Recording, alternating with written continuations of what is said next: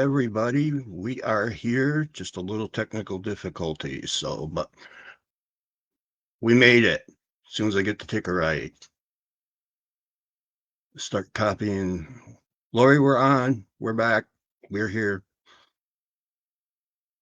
Sometimes Google likes extra codes to put in. So let's see what we want to run across the screen tonight. How's everybody on Friday night? Thank you for coming in.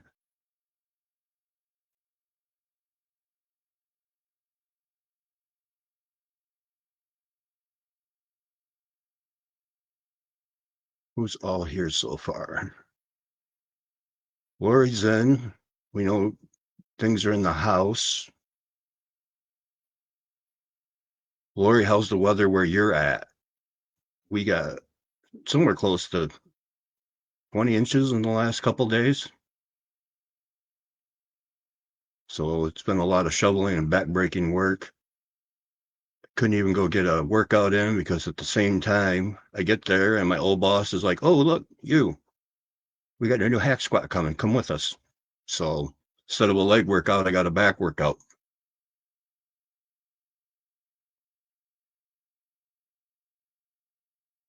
Cheyenne, how we doing?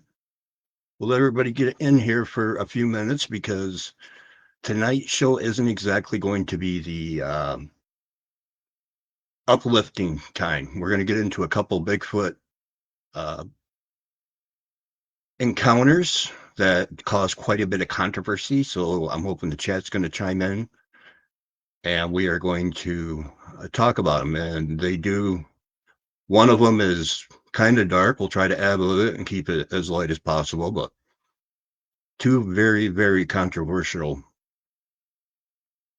Bigfoot happenings. So should be interesting.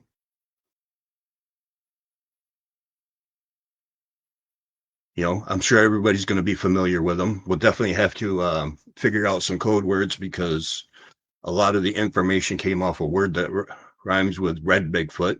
So anytime I say red, we'll just go with, no longer with us.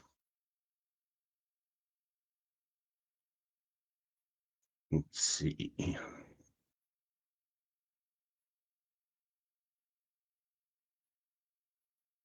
But on personal notes, the training is going well.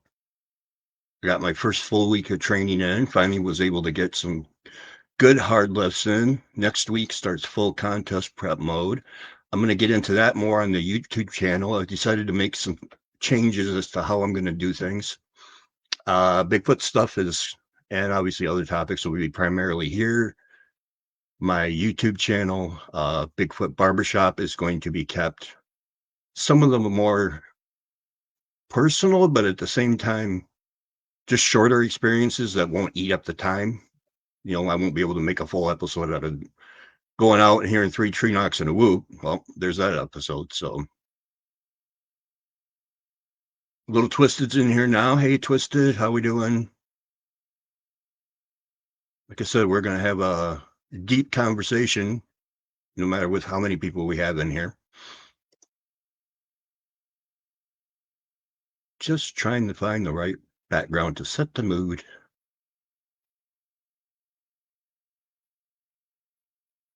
How's your weekend, Twisted? You guys get hammered with snow where you're at?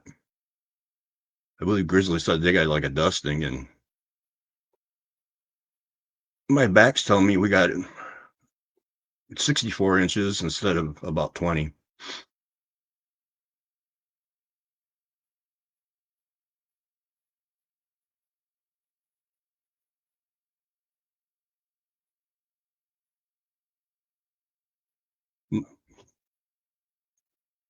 Lori says I would love a knock and a whoop, but someone eliminated one. Oh my gosh. Lori, we're going to hear about a couple of them. So I even went as far as bringing something because this bag of french fries is going to go over my hind end because I'm probably going to get roasted for even talking about these because we are talking about turning something red that just shouldn't have been happened. There was no purpose behind it. Sonny's here. Ohio Bigfoot researchers, hello, how we doing? And I bet Ohio's going to have some things to say, so this should be an interesting summation as I go through these events, because one of them's talked quite a bit. First one we're going to talk about quite a bit, but the fact that they turn around and leave half of it out is kind of concerning, because they talk about the fact that the event happened, but they leave off the first half of the event because they think it's a little too out there. But I think you guys are going to enjoy it, and we're going to talk about it all. So I just watched a Red Christmas movie with The Rock. Oh, the red one. I wonder how that was. You see that guy? He played J. Jonah Jameson, benching or overhead pressing, what is it, 500 pounds for 50 reps or something ridiculous. My blog, Sonny, how we doing? We'll catch up on some comments, and then we'll get this train rolling.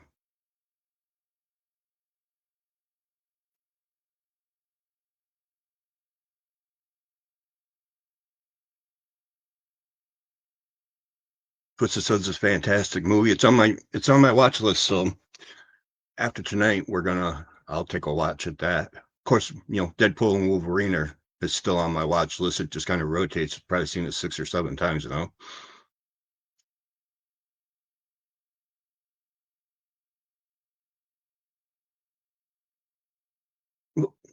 Okay, so first event.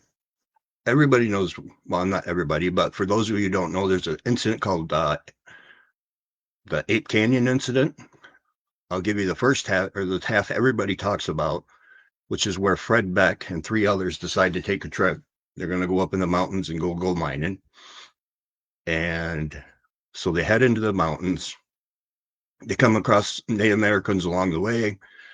The Native Americans tell them, it's a cursed land. You don't belong here. You shouldn't go. And they decide to venture forth anyway, which, kind of sounds like a horror movie where they're like, don't go in the house, and people still go in. Sonny, I've been watching your Bigfoot shows, been getting home late. Sorry, missed your lives, but happy to make it tonight. Well, I'm glad to see you too, Sonny. Thank you. So they head into the mountains, find a mine, begin digging, actually find some gold, and decide it's going to be a good place to set up camp. And at first, they start just, off feelings. And as the weeks progress, they find odd tracks that they can't identify, little large human-like footprints. And then I believe it was 2 months into it, all of a sudden they hear like rhythmic drumming or thumping. They can't quite put their finger on it. And so they just kind of keep writing it off that, hasn't done anything, hasn't hurt them, so we're not going to deal with it. And then one day, yeah, exactly, Laura, you're up in the mountains, and this is back in the late 1800s. Not just Bigfoot, but other wildlife. You have to be cautious, very cautious. And so with this rhythmic thumping, all this happens at night. And then one day, Fred Beck and one of his partners goes down to get water, and they catch movement out of their eye. And apparently, while Fred's getting the water, his partner sees a large, hairy object, and it's about 100 yards away, 7 feet tall, man-like. And he doesn't know what it is, so he decides to raise his protection and takes a couple cracks. Fred testified to the fact that he knows he came close because at one point he did see bark fly off of one of the pine trees. His vision must be better than mine, because I don't think I could see bark fly off a tree at 100 yards. And then the creature ran off. Took a couple more shots, but they don't know if they hit it. So then later that night, they start hearing more and more noises, and as they go to sleep, all of a sudden they can hear movement outside the cabin, and they can hear rocks being thrown at the cabin, and they hear grunting and growling, and the rocks sound pretty heavy. Something's hitting the cabin. Something hits it so hard it actually knocks two of the guys out of the bed. And remember, this was late 1800s. And so they turn around and there was like a peephole. It didn't have windows. There were a couple peepholes that you could look out to see what was going on.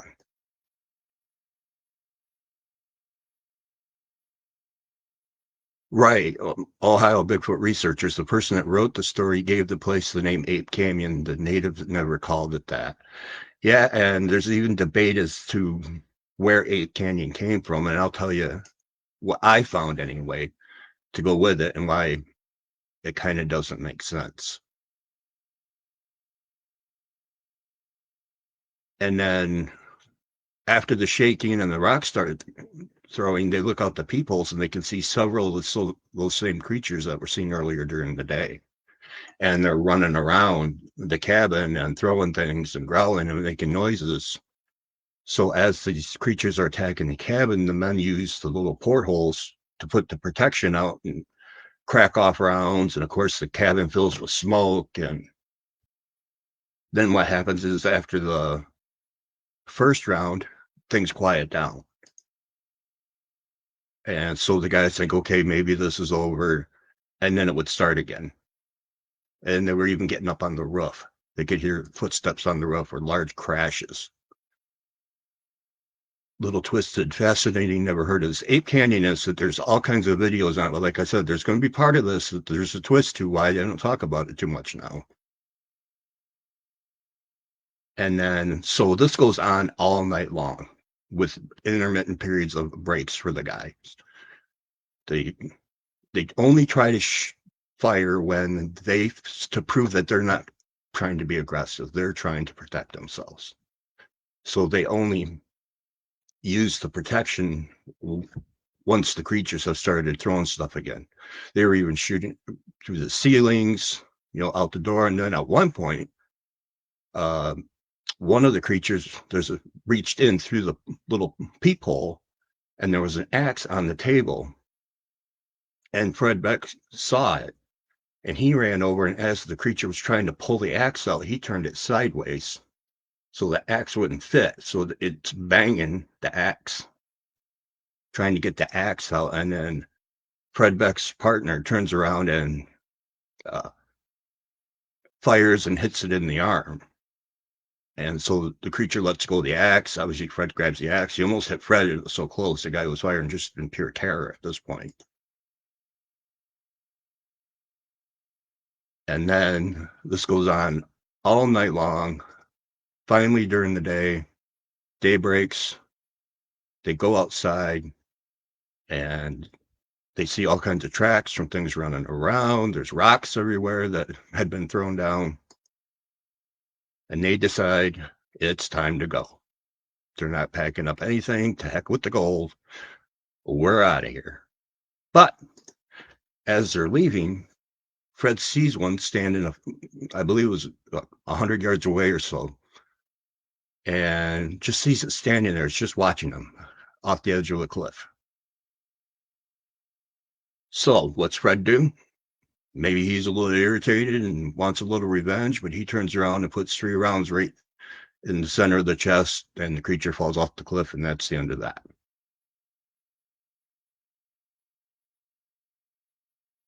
Lori Gibbs, the people in the cabin were trying to fight the Sasquatch. Yep, that's exactly what. And again, they only fired to try to get their point across when they were, when the Squatches were getting aggressive.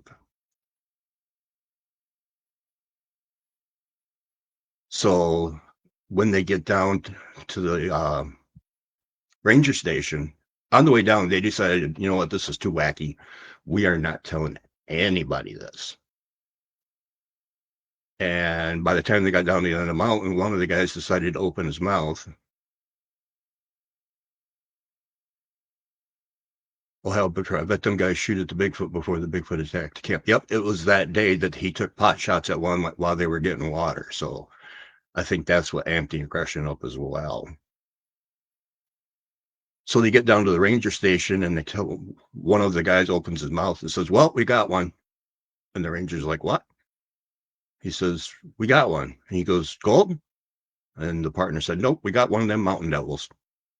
And explained what happened, and they left. And for a long time, I take that back because almost immediately they were talking to the newspapers. Partners were. And then even back then, apparently, what the news did was write down the story of what happened. But if you look at the article that has the pictures in it, they've got pictures of men in a cabin, and they've also got pictures of tracks. Come to find out, according to Fred's testimony, that was not the tracks that they found.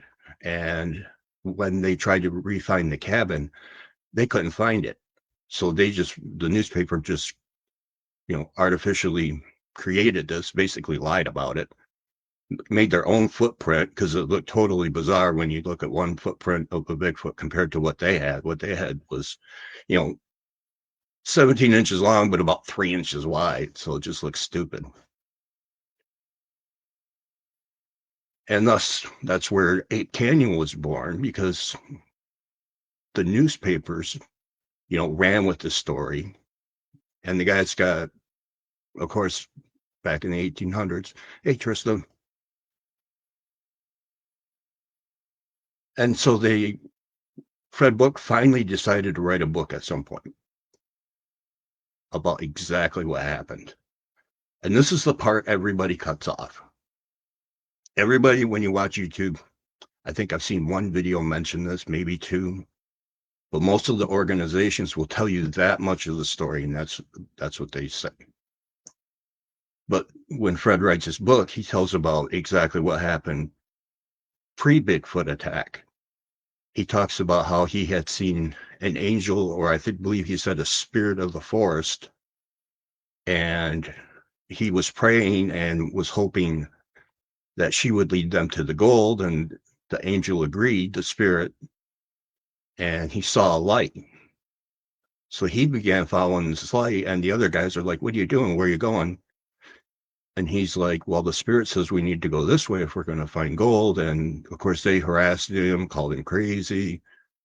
But then after, I believe it was 4 days hiking, they wound up on the mine and they did find gold. So Fred credits the spirit for the gold. So the interesting part is the fact that because there's woo factor in it, not a lot of people will tell you that, because I believe they did actually find the cabin now with a mine shaft next to it, because there was a landslide and for a long time nobody found it. There was no getting back to it. Even Fred Beck couldn't find it. The terrain had changed too much from different landslides, but according to a couple people now, they actually found remnants of the cabin with the mine shaft and some of the mining equipment and all that, because the guys were so scared that they left what would be, I think they said $200 back in 1800s, which would be equivalent to about $3,000 today worth of mining equipment, because they were that scared of what was in those mountains. Excuse me. Lori Gibbs, this is the native story. Find gold is maybe metaphor. Found Jesus, found the other world. That could be. Lori Gibbs, because it's on Mount St. Helens, terrain is different. Yeah, and then, like I said, they had some landslides. Even Fred got confused on finding the way back, but apparently they found it now. So, I mean, I believe it was definitely possible that this happened. I just don't understand why everybody wants to leave that woo factor out of it, because to me, you're only telling half the story. You're supposed to, tell the whole story if you're going to tell it at all. But maybe that makes it less credible in some people's eyes, because some people haven't experienced the fact of, the woo factor, the mind speak, and things like that. So Ape Canyon always has fascinated me, because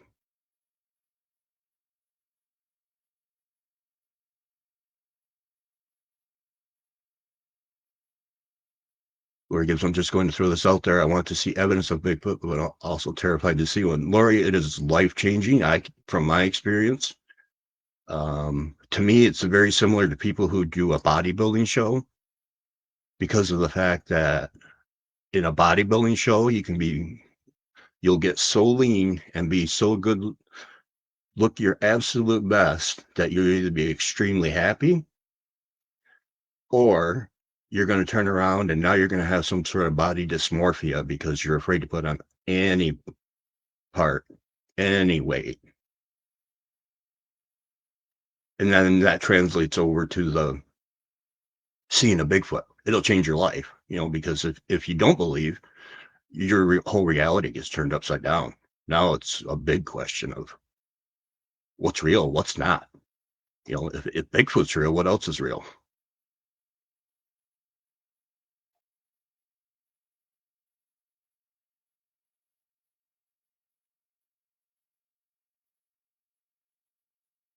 Little twist. I had to divorce myself of all my beliefs when I ran into Bigfoot.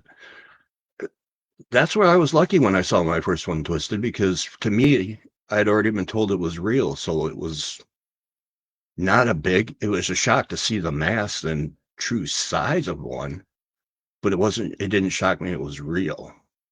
So I was kind of blessed there, because otherwise it would have probably messed me up pretty good. That's what I'm worried about with this bodybuilding show. If I turn around and get down, am I going to get body dysmorphia and disgruntled because I didn't get where I wanted to go? But that'll be a topic for another show. Lori, I believe in God and Jesus, and not opposed that God can create anything if you see it, and that is evident.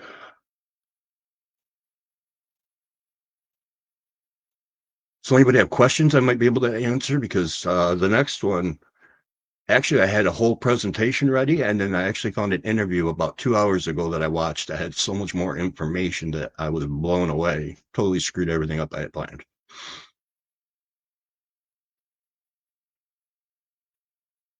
Bigfoot researchers, when you see one, you have been lied to your whole life. It does not change in the way you see things from then on. Exactly. It changes because you question everything after that. What else has it been lied to about? What's real? What's not? What do they call them? The pudgewudgies? Supposed to be the little Bigfoot? Twisted, I don't know. I know they found enough to keep them there, and they were going to keep going. So I'm wondering if that mine is even open, because if they found the mine, it'd be really interesting to know if they find gold in that mine, because that's what it was claiming.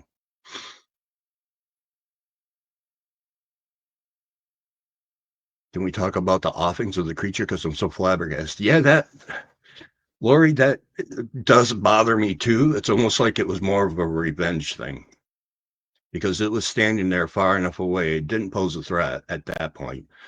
But to me, it was like, and this is my opinion. Let's see, I better throw this up here.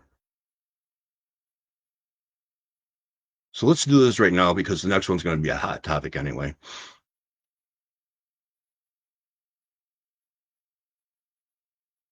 All right, that's out of the way.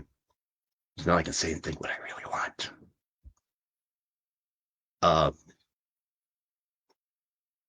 Yeah, to me, there was no reason for that.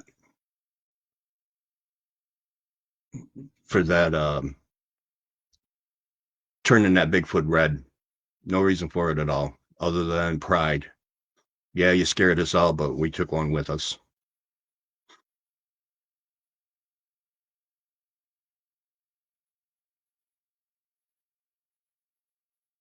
Lori's seen one, and how big they are is truly extremely terrifying. There's just no explaining them, because I'm around big men all my life. I mean, people on here think I'm a big guy. I'm 6', 260. Yeah, I've been around people, and I'll post some other pictures on my YouTube channel, because I want to do a thing on how big actual people can get. And I was next to a wrestler by the name of The Wall, and he was close to 7 feet, 400 pounds, And I got my picture taken with him, and I come up to maybe mid chest, and he's got his hand around my neck. His thumb and finger touched behind my neck. I literally said, "Hurry up and take this picture before he sneezes and breaks my neck." He was that big. And yet, when you look at a Sasquatch, he didn't look big. Not all of them. There are some, skinny runts running around just like anything else. But for the most part, they dwarf the average human.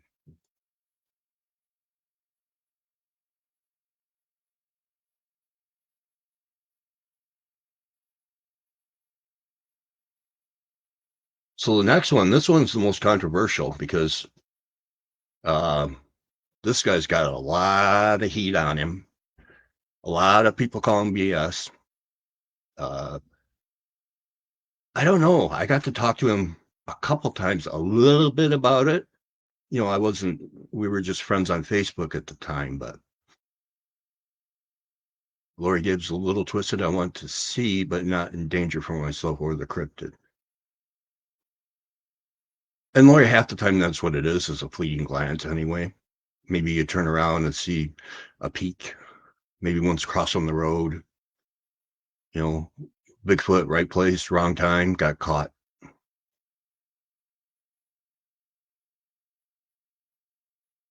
Twisted. How did I know something like? I was peeing next to my truck. Had never seen him until he knocked. Felt totally helpless. Have to shut the valve and get in the truck and go.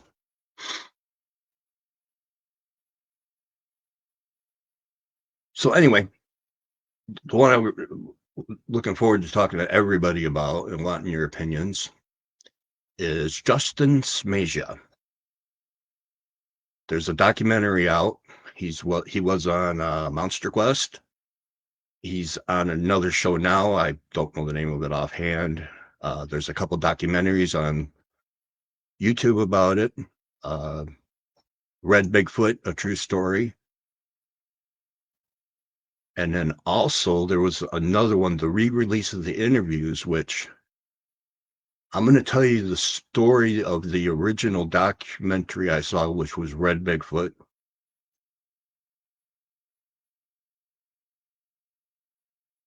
My blog, Sunny 11, Brian Bigfoot will mistake me for a child because I'm a shorty. Hopefully it wouldn't find me as a threat.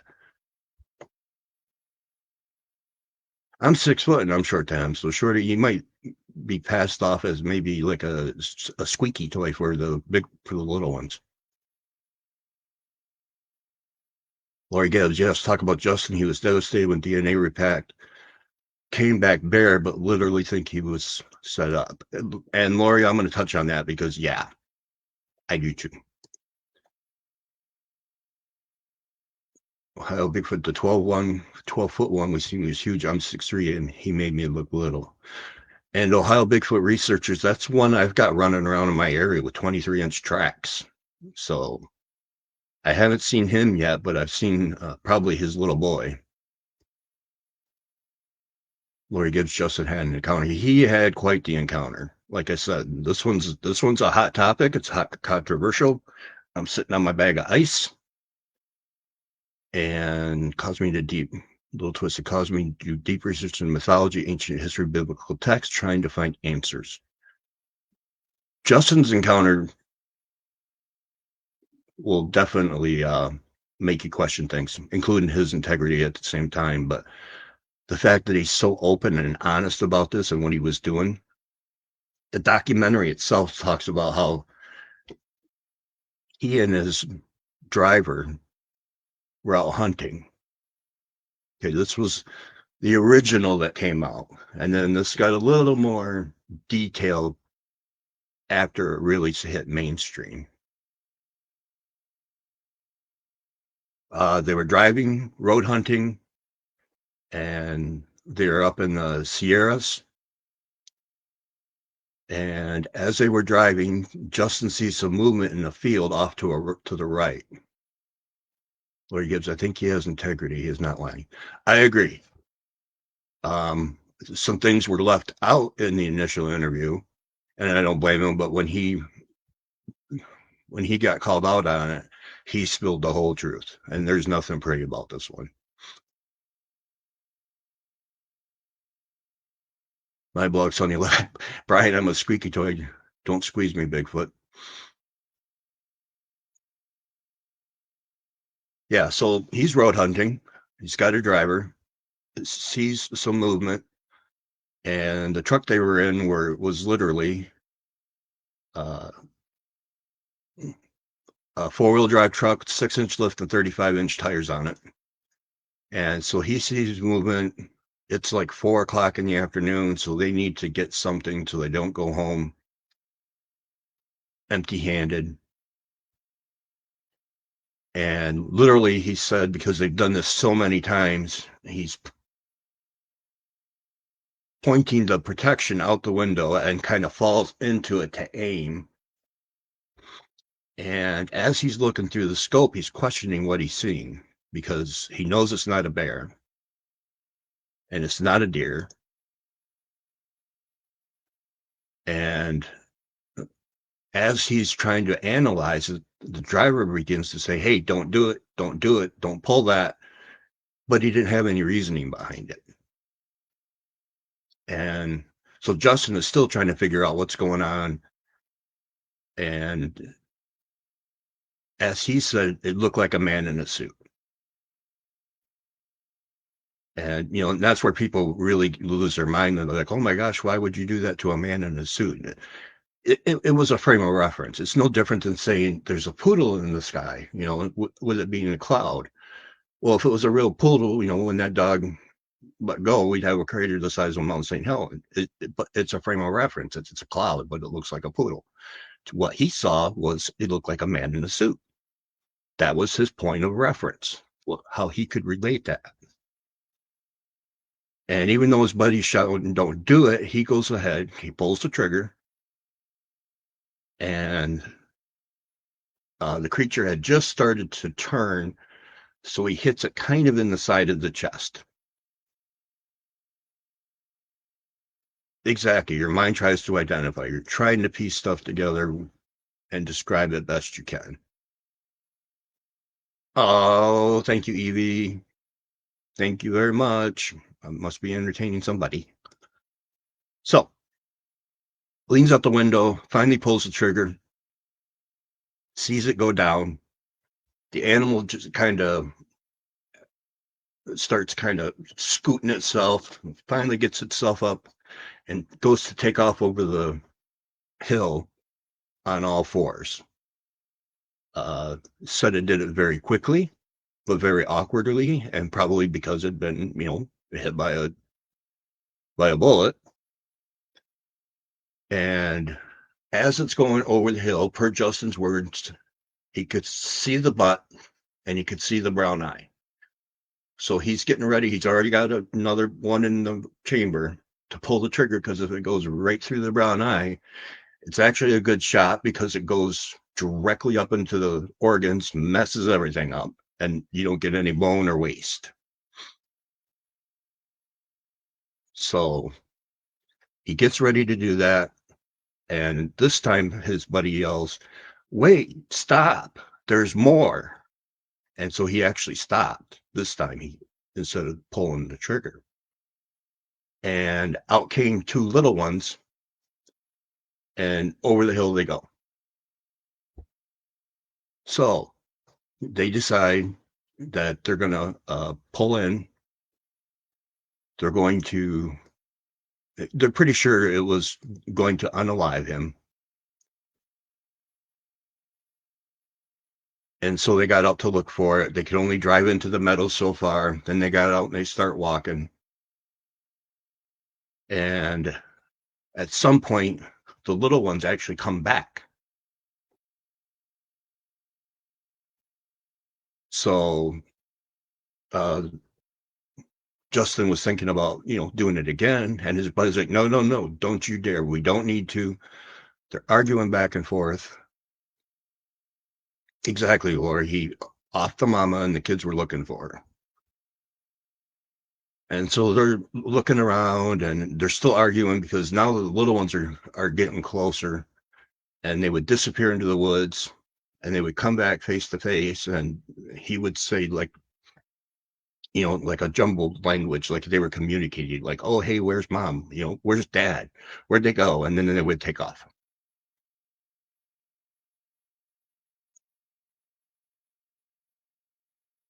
I believe so, Lori. Pretty sure it was Nevada.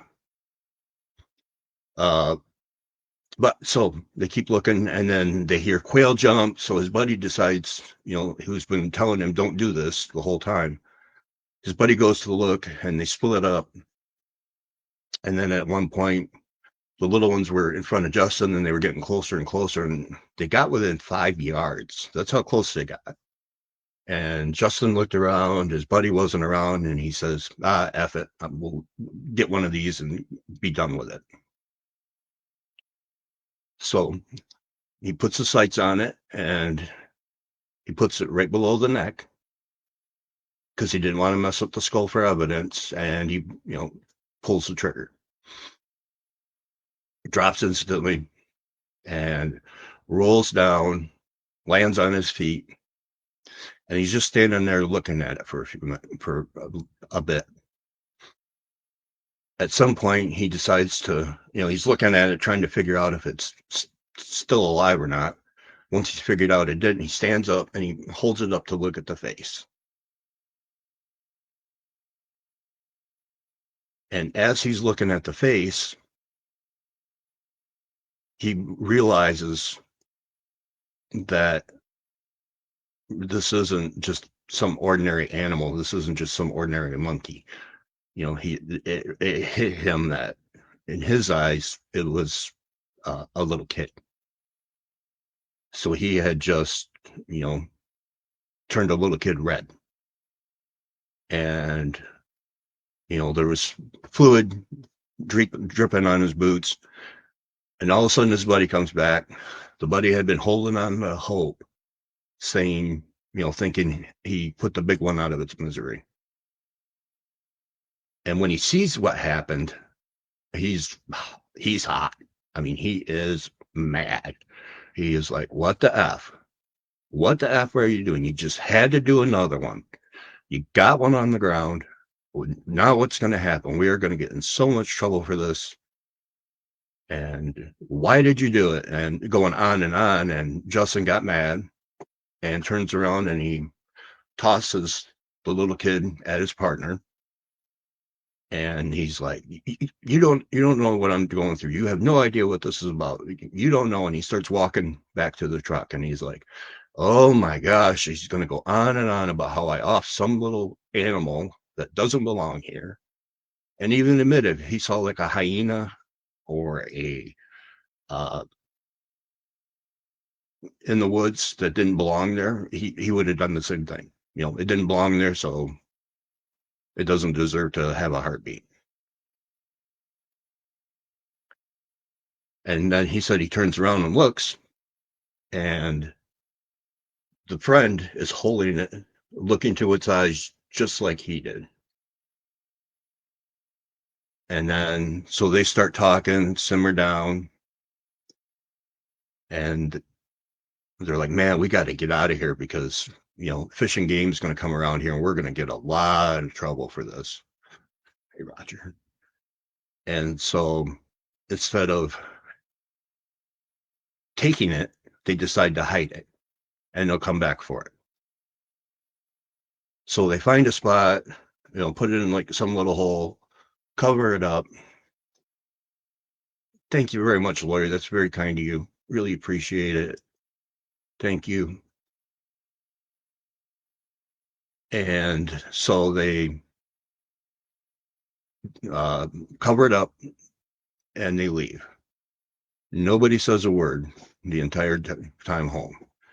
And he said, looking back at it, it was pretty irrational because even in a 3 or 4 mile square area out there, it was really unlikely that Fish and Game were going to show up. They had done this dozens of times and Fish and Game never showed up. So anyway, they go home and he was literally asked, well, what would you do when you got home? And he just said it was 9 o'clock at night. I went to bed. So at some point, he decided he needed to talk to somebody. Oh, the guy's name was Fred something, but it was several days past, and he needed to talk to somebody to get this off his chest. And so he actually, what the other part that they leave out of the documentary is the fact that he got online because this was back before the TV shows were out, and he got into a taxidermy chat group, and just asked if anybody had seen Bigfoot or if they had done what he did. And the chat was, you know, went on to say, yes, I've seen Bigfoot. No, I haven't seen Bigfoot. Bigfoot's not real. And then there'd be more. Yeah, I've seen Bigfoot. And then at some point, he finds a post that says, I would really like to talk to you this in person. Can we please meet up? And he was like, well, yeah, let's go ahead. And so he talks to this Fred guy, and he says, and I won't tell anybody. This is just between us. So he goes through and explains the story. Little twisted people like that is why they have to stay hidden. Exactly. That's why they'll probably never admit what is real. So he tells the story, and then he said literally 20 minutes later, his phone goes off, and it was a true Bigfoot researcher that wanted to talk to him and go back, was trying to get him to go back to get the kid. And, he didn't want to do it.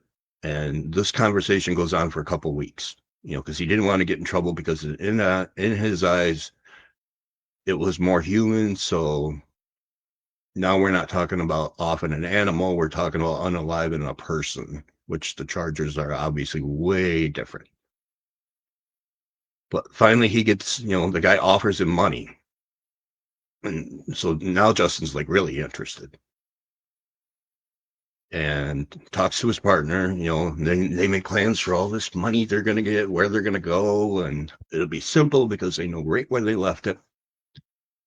And when they get up there, it had snowed 2.5 feet. So he had taken his bloodhounds, but nothing looked the same with all the snow down. They take the dogs and they walk back and forth, and the dogs aren't picking up on anything because they're trained for bear. And then there's an area that the dog kept avoiding for some reason. It acted like, as he put it, like it was being punished. The tail would go between its legs like it was scared. And so they decide to start, brushing away snow there. And after doing this 3 or 4 times in 3 or 4 different areas, he finds a piece of what he called a steak. It was a pretty good chunk of hide and hair.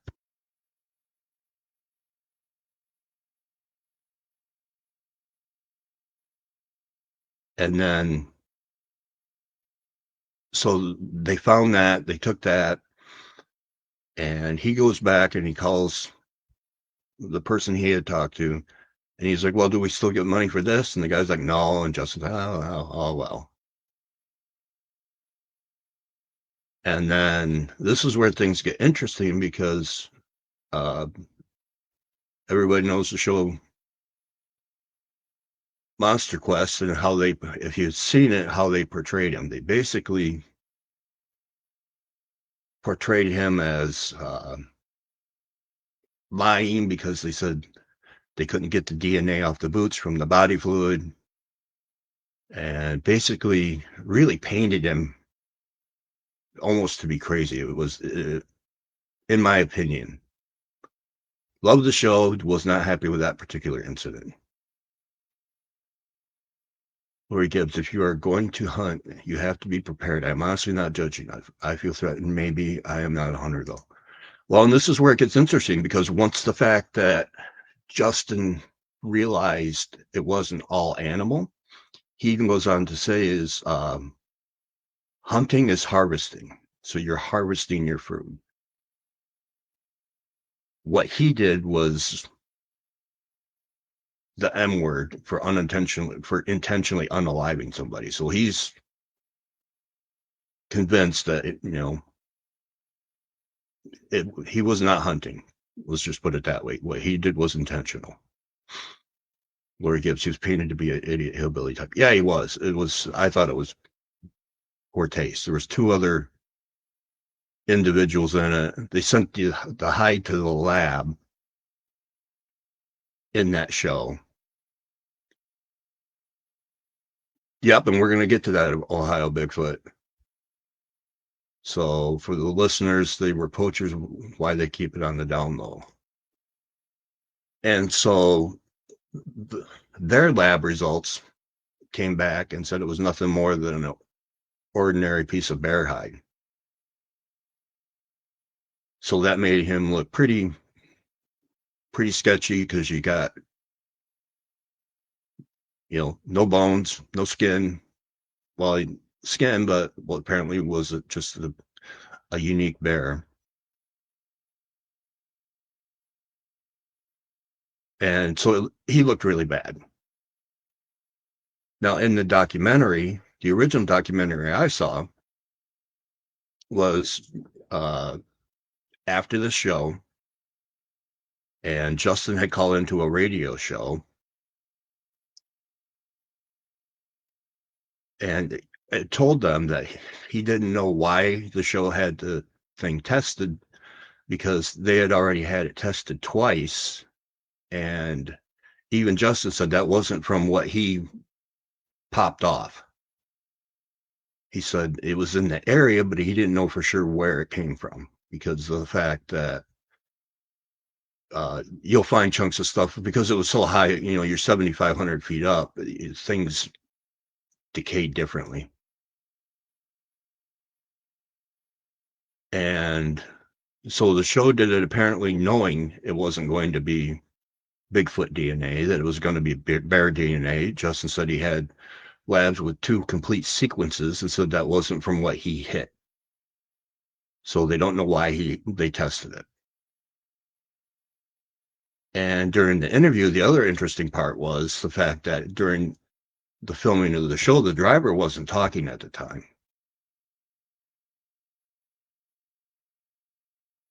Laurie, but he thought it was a bear until he got close. You guys have to know he is devastated, not in his favor, and he has been crap for him since. Oh, Laurie, his life is miserable to a point, especially in the Bigfoot community. I mean, it's cut and dry one way or the other. You're pro or against, there's no gray. And so anyway, after the show filmed and aired, Justin was pretty hot under the collar how things went, and called into the show, told them that, again, it wasn't the hair, doesn't know what he did, and that was the end of it.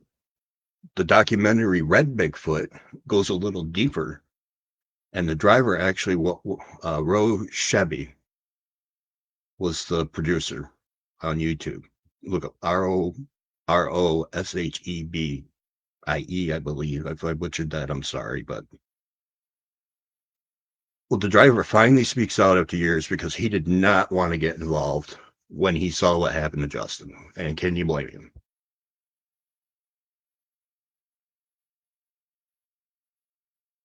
So driver speaks out, and after he literally he only did this one for Justin, because as far as Justin was concerned, this was his last run at this. And he turned around and pretty much confirmed everything Justin had said. The wording was a little different, as far as, there's obviously things I can't say. I can't be fire trucking this and all kinds of that. So there were a lot of that happening. But when you get right down to it, it was the same story. So the eyewitness finally came forward. Justin had that in his corner. He took a lie detector test that was supposedly 99.5%, according to the show. accurate that they used in federal court, and he passed the lie detector test with a perfect score. And during that show, they also went back to that site. And it was originally, they were going to camp out, do some filming. Justin was going to show them around. And that was going to be the end of it. But during that night, two big animals moved through the camp. I don't, and they were huge footprints. I don't believe they put a tape measure on it, but they are way bigger than human. And Justin was actually kind of tore up about it, because now he was, not only did he have just a couple people with just a tiny film crew, but it was like he took them there, but couldn't reproduce what happened, because, now you had two of them run through their camp. And for some reason that devastated him. But to me, it seemed like, there's proof, there's there. And so the film crew went back a few weeks later, and they took, Bart Catino got involved. He's pretty well known throughout the Bigfoot world. Former law enforcement, pretty good expert with thousands of hours on thermal. And he actually had the driver and Justin over to his place at a brewery his dad owned. And Justin and the driver were out talking on the deck, and he decided to, as he said, hate to say it, but spy on him a little bit. So he went out and was underneath the deck. So there was no way, there was too much noise. There was no way he would know, that Justin would know that Bart was down there. And he was waiting for just one word, hey, we got him, something like that. He's buying it. And it was none of that. It was literally talking about how the creature's hands were positioned, how high they were, other parts of the story. So he believed him. And a couple other TV show stars went out with him, all camping. And Justin had this nasty mix too. It sounds really gross. I don't think even I could do it.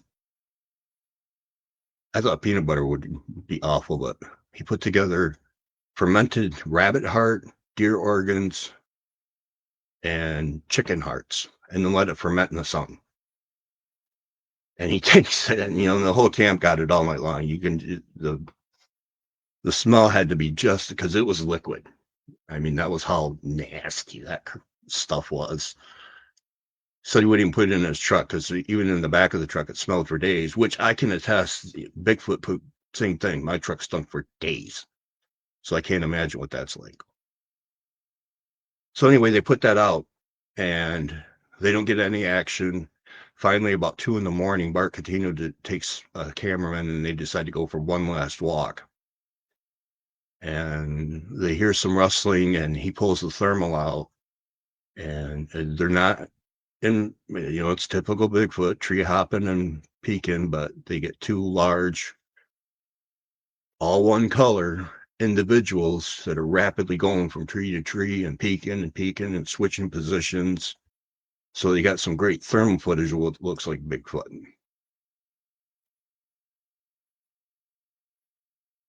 Well, how Bigfoot research, he's seen Bigfoot through, he could make big money, until he looked in the face and then realized they were more human than animal, and then he got scared. Absolutely. It turned from trophy hunting to criminal at that point. So they got great footage, and they got tracks. And that was where the end of the show was a little different, because, Justin was kind of summing everything up and said to the fact that, he regrets it, but at the same time, if he could go back in time and change it, the only thing he would change would be the fact that he would take the individual instead of leaving it.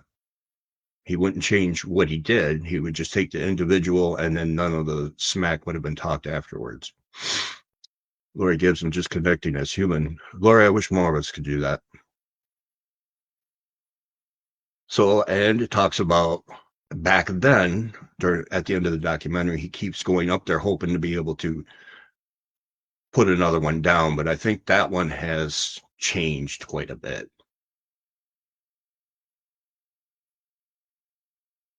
Lori, I think I would get dinged for that. Grizzly would get dinged, not me. I'm not sure how much I could share that. I actually reached out to Justin 3 or 4 days ago. So like I said, we had talked a couple times, and I asked him if he'd come on for an interview, but I haven't heard back from him yet. But if he does, trust me, we'll revisit this in a heartbeat.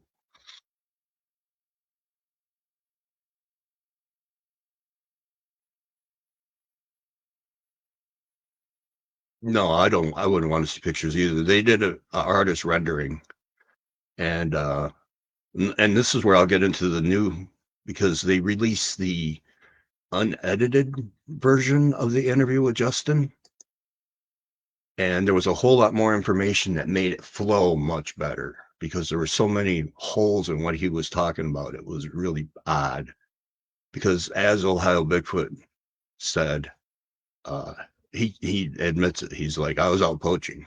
We were driving. We wanted anything we could get. We were poaching. We had permits for one side of the road, but not that we were on the but we were on the other. So they were hunting where they weren't supposed to be, and even admitted, hey, if somebody else out there and saw us, these guys are hunting, calling the DNR. He says, see how far to get you. They're not going to do anything.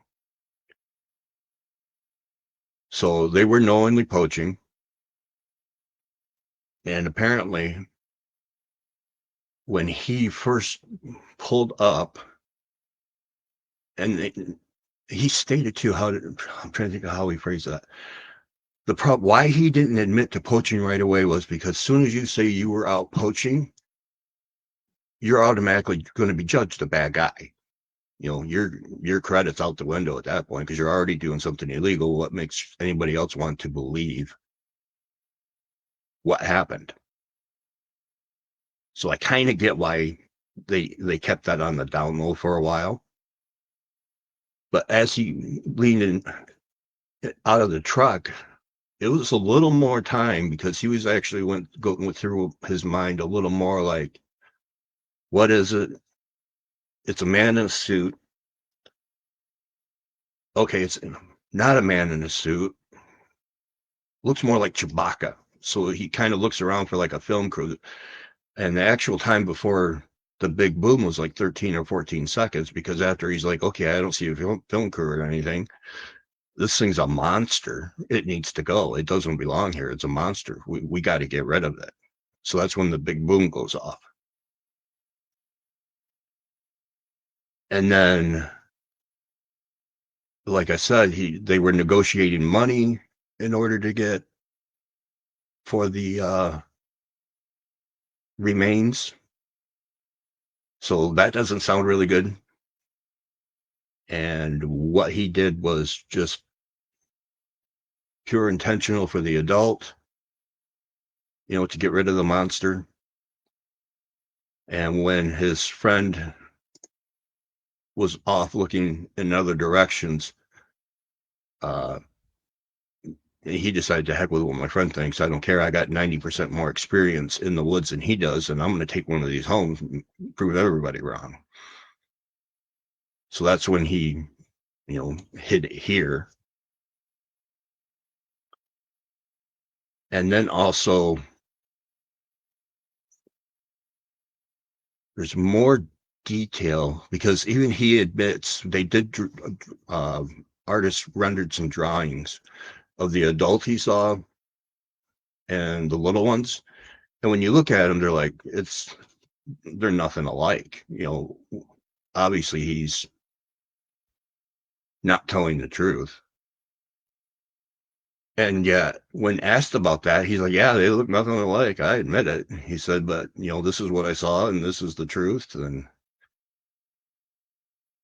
so, and when the babies had like whites around their eyes, so they're human eyes. I think that was what kind of, when he looked into them and he said he could see them staring back at him, but kind of fogged over because they were no longer here.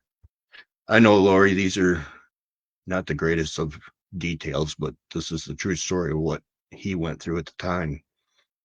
And nobody talks about now. But he, he's trying to come to terms with it. He talks more detail about the fact that when he had the adult in the crosshairs, it had its arms up, but not like an aggressive. It was more like kind of a waving motion, like, hey, over here. And then it started walking toward him. And that's what he thinks is when they were trying to draw attention to the adults so the kids could get away. And then once the kids were hidden is when it started to turn, and that's when the big boom hit, and he downs the adult. So, and he knows that the adult went down. They heard a big crack. They were sure that adult was down somewhere and staying down. And the only reason why he took the little one was just because they didn't want to take the time to find it. It was getting, dark. He didn't go, it was an hour drive, so it would have been about 8 p.m. when he took out the little one. And when asked about it, he's like, just to be done with it. I wanted to wrap this up and go home. So he sounds really heartless almost to a point, because, he intentionally unalived something that he knew wasn't human, and he wasn't hunting. He wasn't harvesting to feed his family.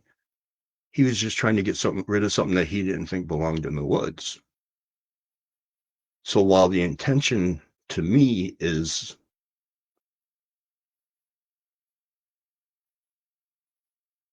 unthinkable, who made him savior to try to take a monster out of the woods that didn't belong there? Like you said, a lion or whatever, he would have done the same thing. But to take something that you think, especially the second one, it was human, why would you use the second one? You got one down somewhere. So now I believe he's strictly on a no reading. That's the word I'm looking for. Basis, because I do see him on a show with Stacey Brown occasionally on TV. So I don't think Stacey's out looking to off one. Little twist, the best thing for him to do would be to talk about it to the community. The community is brutal to him. That's where he started. And then once the community really started to lash out, he was done with it. And I believe right now, somebody I'm working on trying to get the show, I reached out to her. I haven't heard back, but of all the people that he wound up sending the DNA to that came back different than Bearhide was Melba Ketchum. He couldn't go into what it was, but he said they were making progress. But that was 5 years ago. So I don't know where that currently stands.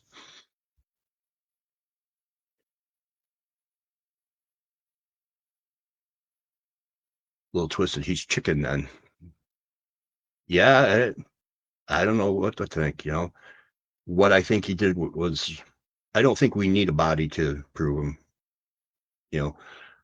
I really don't.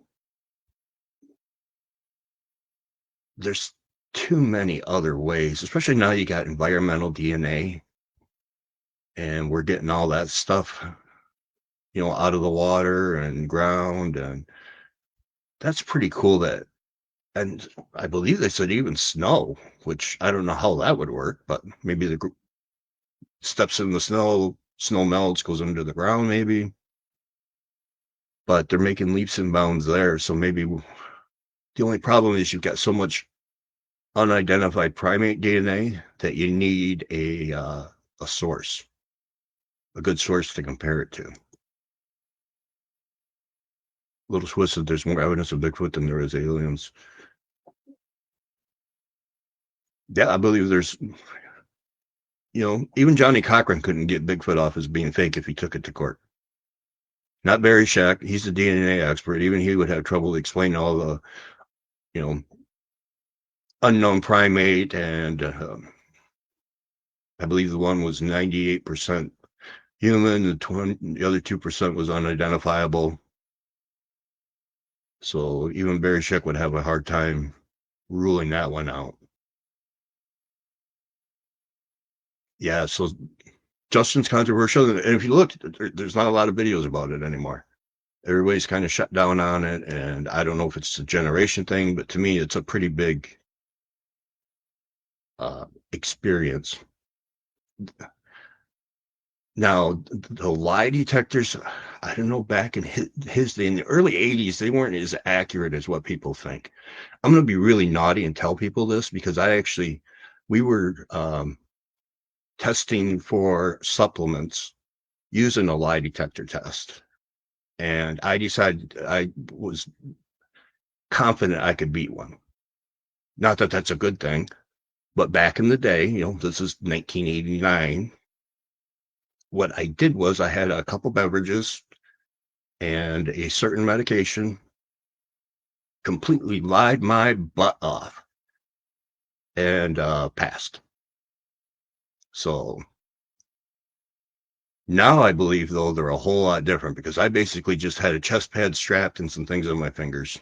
Now I think they detect eye movement and all kinds of stuff, so I probably won't be able to do the same thing. The one they used on Justin looked pretty, it was more intensive than what I used, so I really think he passed that exam. So I do think he's telling the truth. I think the whole truth is out there. It's just nobody wants to hear that truth because that does paint an ugly picture of a human being unnecessarily taking out possibly another type of people.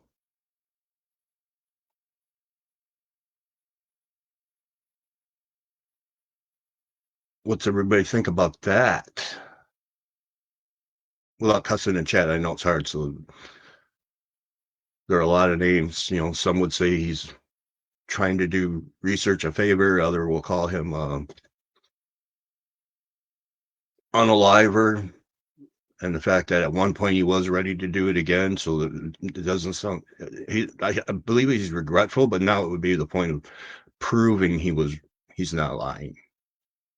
So I don't know if pride came into it, and now maybe things have simmered down. Maybe that's why he's being so low key. A little twisted, triggered Brian. Yeah, I thought this one would raise some eyebrows, and that was why I wanted to talk about those two, because they both include bringing one down, but at the same time, really no reason for it. And like I said, with the 8 Canyon incident, they leave off half the story in order to make it sound more believable, because as soon as you put the fact that he saw the spirit lady and she guided him to the gold mine, well, now, Jiffy Squatch is going out with the bathwater, because that detail doesn't line up with the scientific stuff that they want to find. Little Twisted, thanks for bringing it to the table. My pleasure. I had a lot of fun looking into this one, and literally to come across the interview, unreleased interview, 2 hours beforehand, really changed what I was going to talk about, because of the fact that Justin goes so much more in depth. So if you want to check that out, that one is called I Read a Bigfoot. The other one is Read Bigfoot, A True Story. And they're both by Rose Sahambi.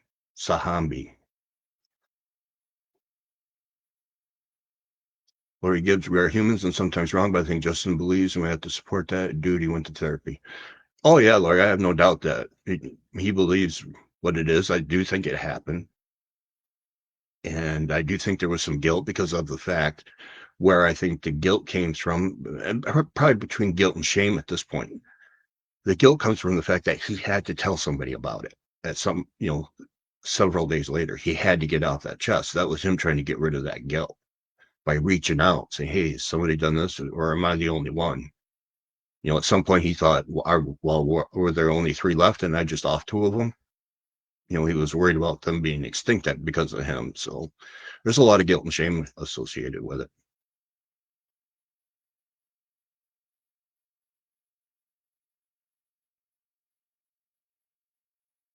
Any more questions on it? Next week's going to be a fun show. I have Russell Easterbrook coming on, so we are going to have a lot of information and a lot of fun with Russell. Love Russell. Great guy, great guest, and so much Bigfoot information. I might have to beg and plead for a 2-hour slot for that one. Little Twisted Guy puts the guilt, he'll answer to him. So mark your calendars, Russell Easterbrook's next week. And then on January 10th, I got a really fun one for the new year. I've got a lady who is my age, a lady who is, if you remember last week, Holly. She's 10 years younger than I am. And then I have a Gen Zer who are all going to come on. And we are going to discuss fitness influencers, the good, the bad, and all the BS that comes with it just for the new year. For all the people who are going to make those resolutions that they're going to get in shape and make themselves better. We're going to point out the BS. We're going to point out the good stuff. And probably with the 3 of them, it's hard to say just how much we'll get into people. So, yeah, Holly's great. So, with that said, everybody, I hope you have a great night, a great weekend. And from coast to coast and around the world, we will see everybody next week. And don't forget, that's with Russell Easterbrook. So it's going to be fun. Have a great night, people.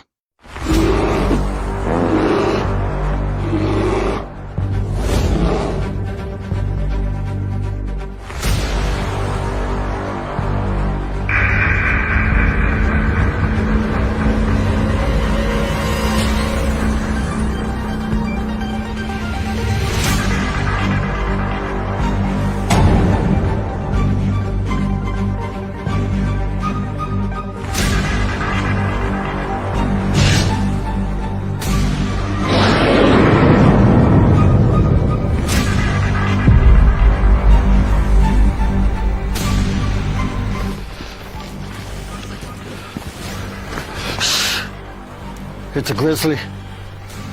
Should we get out of here? No. We're gonna watch and listen.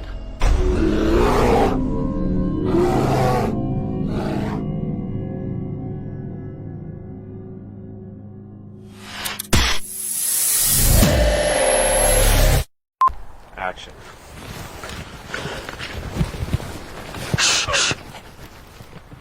It's a grizzly. Oh, shit, should we run? No. Action.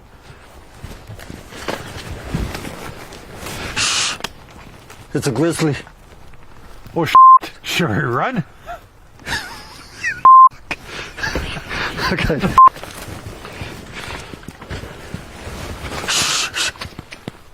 It's a grizzly. Are you sure it's not a chipmunk? Action.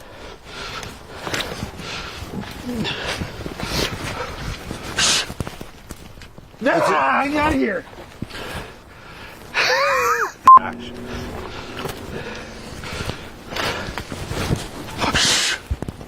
It's a grizzly. I'm out of here. Huh. Maybe it is a chipmunk.